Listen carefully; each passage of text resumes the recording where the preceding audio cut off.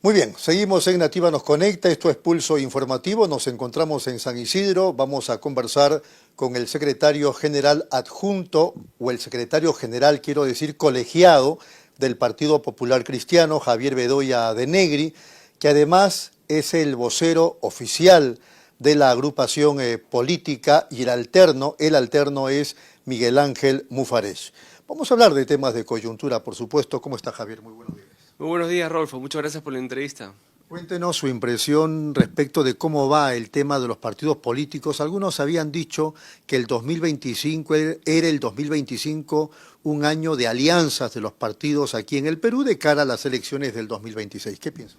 Bueno, vamos a ver. Nosotros estamos en esta tarea desde el 2 de mayo del año 23, donde convocamos a la primera reunión interpartidaria y empezamos a tener diálogo con distintos partidos políticos a lo largo del año 23, el año 24, y finalmente ahora se retoma el tema en el año 25. O sea, ¿usted es uno de los convencidos o el partido de que sí se deben hacer alianzas? Correcto. A la luz de lo que pasó en el año 21, en el PPC nos convencimos de que, dada la gran atomización que hay del espectro político, de distintos espectros políticos, para serte sincero, pero especialmente el que nos atañe a nosotros, que es desde el PPC, todo lo que es el centro derecha y la derecha, estaba atomizado, era necesario que partidos afines nos juntáramos con el fin de armar alianzas y le demos una viabilidad, un futuro, una expectativa positiva al país en el próximo quinquenio. Y por eso es que en el año 23 nos pusimos a trabajar, a pesar de que todavía no teníamos inscripción. Nos pusimos a reunirnos con partidos o con distintas colectividades y empezar a conversar para generar puentes, ¿no? Evidentemente todavía no era el momento para hablar sobre el tema de alianzas, pero para generar puentes. Y así lo hemos hecho durante el año 23, 24. En algunos casos hemos iniciado conversaciones con el 24, no llegaron a buen puerto. Y ahora, ¿qué cosa cambia? Que el 16 de junio se vence el plazo para inscribir alianzas. Y adicionalmente hay el incentivo aprobado ahora último en Congreso el año pasado de que ya no se penalizan las alianzas. Es decir, hay un incentivo para hacer alianzas por el tope del 6%. Entonces yo creo que efectivamente el año 25 tiene que ser el año de las alianzas. Si no es este año, o por lo menos no es en estos próximos meses de lo que va del año, porque en realidad no es que todo el año, sino hasta junio tenemos plazo para formar alianzas, creo que vamos a tener un panorama político complicado con más de 50 partidos en carrera, muchos de los cuales ocupan el mismo espacio que el PPC. En el caso del PPC, digamos, las alianzas, ¿con qué grupos serían? Mire, vamos a conversar con todos los grupos afines. No quiero decir nombres, no quisiera decir nombres porque en realidad dejaría de mencionar algunos, o de repente no llegamos a concretar reunión con otros. Entonces, yo prefiero esto mantenerlo en reserva. Probablemente esto se sepa en la medida en que las dos partes quieran que se sepa más adelante, porque creo que también es un acto de transparencia hacia la población, saber qué colectividades están conversando y han arribado a un acuerdo. En todo caso, dígame cuál es el perfil en el 2025 del PPC. El PPC es un partido de centro derecha, tradicional, conservador. Obviamente que estamos a favor de la libre empresa, del emprendimiento, somos un partido que cree, somos pro familia, pro vida. En fin, hay serias características que nos definen como partido y que todo el mundo sabe quiénes somos, qué pensamos y hacia dónde vamos, ¿no? Evidentemente no vamos a encontrar a partidos totalmente o a partidos que piensen exactamente igual que el PPC, pero hay que buscar puntos en común que sean vitales para que el país tenga, digamos, un destino en los próximos 5 años. Y hay puntos que creo que hay que dejar de lado si es que finalmente nos desunen. Por lo menos dígame, ¿estamos hablando de partidos nuevos o los partidos, digamos, ya reconocidos de hace años? Ambos, ambos. En este caso creo que no debemos hacer excepción. Hay partidos nuevos, chicos, grandes, viejos. Creo que debemos conversar con todos. ¿Qué opinión tiene de Fuerza Popular y del APRA? Dos partidos democráticos, sobre todo el APRA. Tenemos una historia juntos en la vida del Perú. Es un partido que a lo largo de su historia ha ido cambiando en el discurso, se ha ido moderando e inclusive arraigando banderas que inicialmente el PPC arraigó, con García II me refiero, y en adelante. es un partido que evidentemente está viendo también cuál es su juego político, pero en fin, vamos a ver qué pasa. Yo hasta lo que tengo entendido, por información que ellos mismos me han vertido, quieren ir solos, no quieren ir en alianza, pero vamos a conversar también con ellos si es posible, no tengo ningún problema.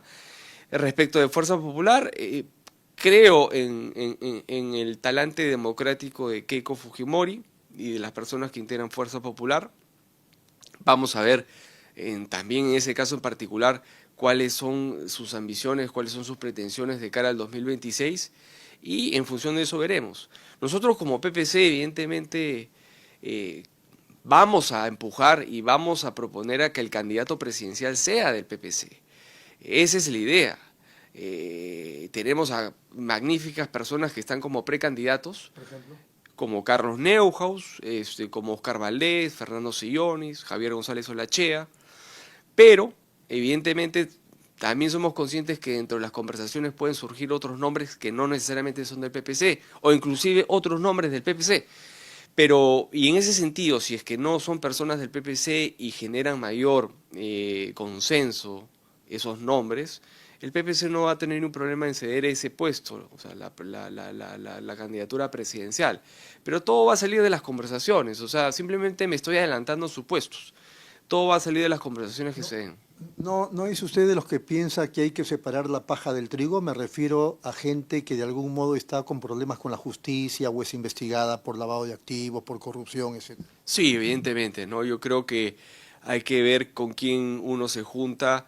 Hay que ver también esas denuncias, de dónde vienen y qué fortaleza y qué sustento tienen, ¿no? Porque ya también hemos visto a lo largo de los años de que denuncias caen y hoy en día te pueden denunciar por cualquier cosa, simplemente por mirar a una persona mal te pueden denunciar.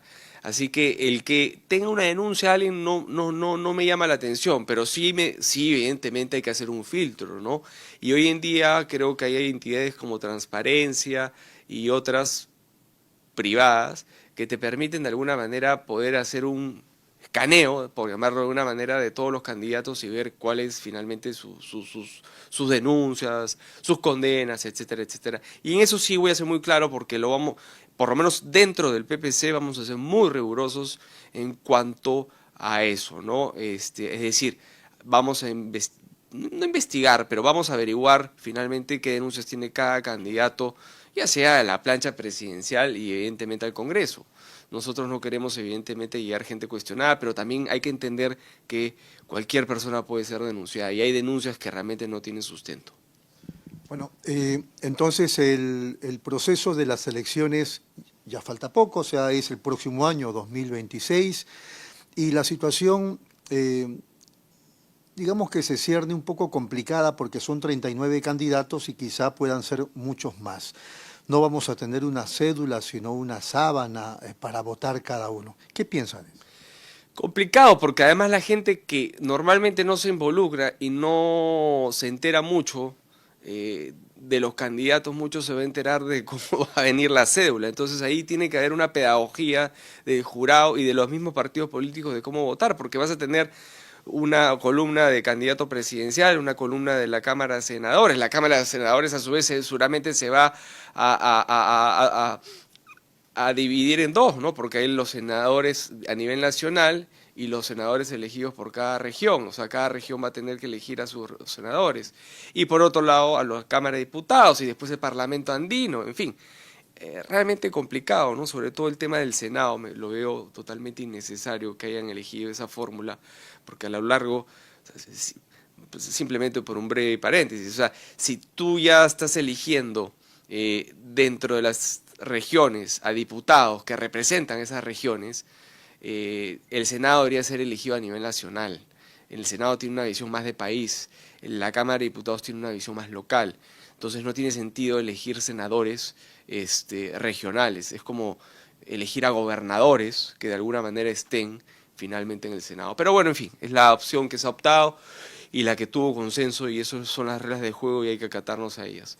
Pero va a ser sumamente complicado y por eso es que vamos a tener una serie de candidatos y un sinnúmero de candidatos al Congreso, por eso es necesario unir fuerzas para que la gente de alguna manera tenga una opción viable por la cual votar y que esa opción sea una alternativa de gobierno y le dé un sustento en el Congreso y en el Ejecutivo al país para poder finalmente salir de este atolladero en el que nos encontramos desde el año 2016. Bueno, justamente a propósito de eso que usted menciona, ¿cuáles cree usted que son los dos puntos más importantes que la población quisiera que se enfrente? El tema de seguridad y el tema de corrupción, me parece que es inclusive más que la reactivación económica. ¿Y tienen ustedes, digamos, idea de cómo enfrentarla? Sí, evidentemente. Vamos a sacar pronto un plan de gobierno. Tenemos a técnicos que están trabajando, a más de 100 técnicos que están trabajando en distintas áreas para presentarla finalmente a la población, y esperamos que este plan de gobierno, donde vamos a presentar soluciones para el tema de seguridad, para el tema de corrupción, reactivación económica, etcétera, etcétera, temas de agro, salud, educación, sean de conocimiento del público y también sean insumos para una alianza y evidentemente sean puestas en función o en práctica cuando seamos gobierno. Bueno, usted ha dicho en algún momento, y tiene razón, que a veces se hacen investigaciones sin ton ni son, sino por una cuestión política, pero yo quería una impresión suya, si es que también está pasando eso en esos dos casos, respecto de una presunta red de prostitución en el Congreso, y que además alcanza a una señorita que era funcionaria y que semanas después o meses después de ser funcionaria, la asesinaron lamentablemente. Y el otro caso de Caliwarma, que es un escándalo también, con carne de caballo, gusanos, hongos, etcétera, y que, digamos, fue un escándalo y que también alcanza un suicidio, el de Nilo Burga, que era el dueño de la fábrica Frigoinca. ¿Qué impresión tiene de esos dos casos? En líneas generales, que la clase política está podrida, que la actual clase política está totalmente podrida. En el caso de Caliwarma, yo creo que ahí hay que investigar finalmente quiénes son los responsables directos, pero creo que el ministro debe renunciar. Él es el responsable político y tiene que irse. Lamentablemente no hay decoro, no hay orgullo propio y, en fin, no te puedo decir mucho de la Presidenta de la República, pero No es necesario. Pero tú ya entiendes finalmente a lo que me refiero. Y evidentemente, bueno, este caso acaba de ocurrir, el Congreso está en receso, pero creo que en este caso particular el Congreso tiene que hacer el control político y fiscalización. Este Congreso realmente ha dado pena en ese sentido. Lo único que han hecho es promulgar leyes o emitir leyes, la mayoría intrascendentes para el país, y han abdicado a su control político y a su fiscalización a este gobierno.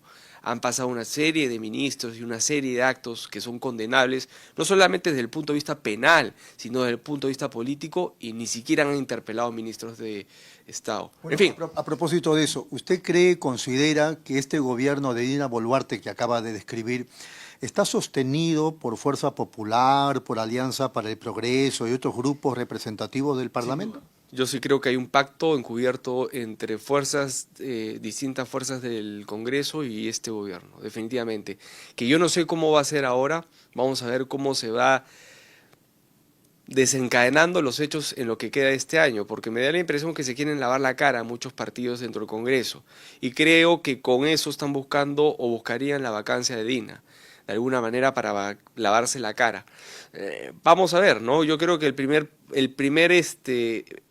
punto o el primer paso es la censura del presidente del Congreso, y en función de eso veremos quién asume la presidencia del Congreso. Yo creo que podría ser el primer paso para una vacancia presidencial.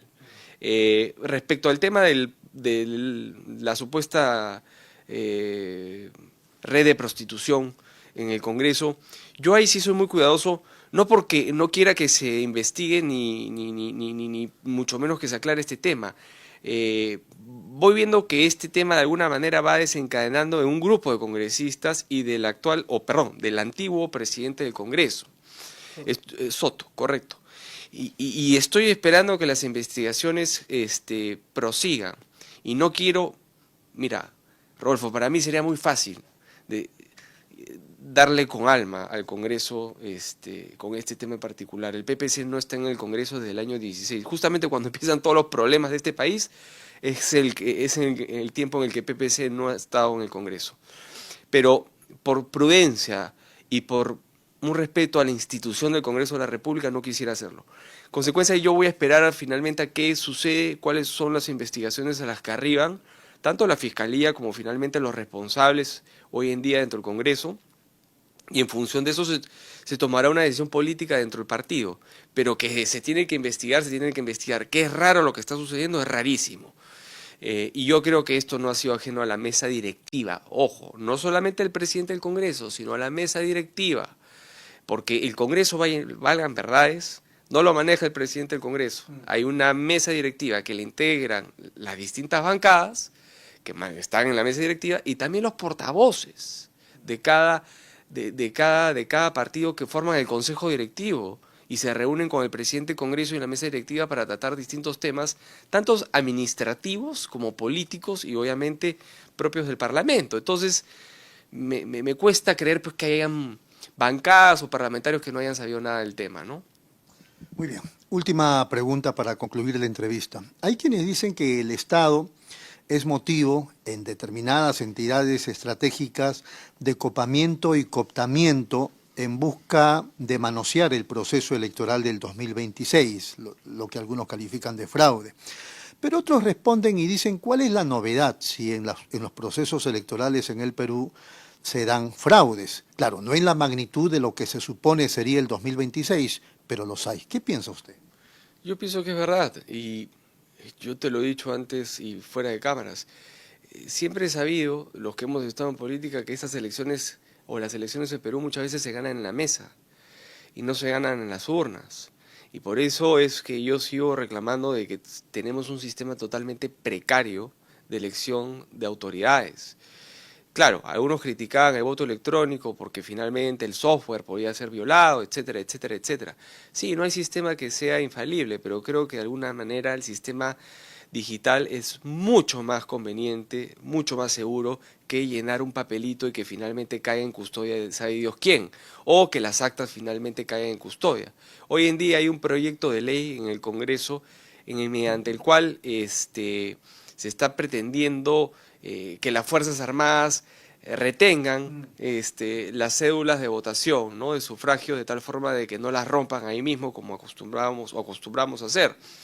Bueno, eso puede de alguna manera ayudar, pero lo que vas a generar finalmente también es volver al conteo uno por uno a generar nuevas actas. O sea, el sistema es totalmente precario, es totalmente obsoleto. Yo creo que hay que volver a volver, porque sí, evidentemente había una ley que se aprobó, pero que aparentemente fue derogada, al sistema electrónico.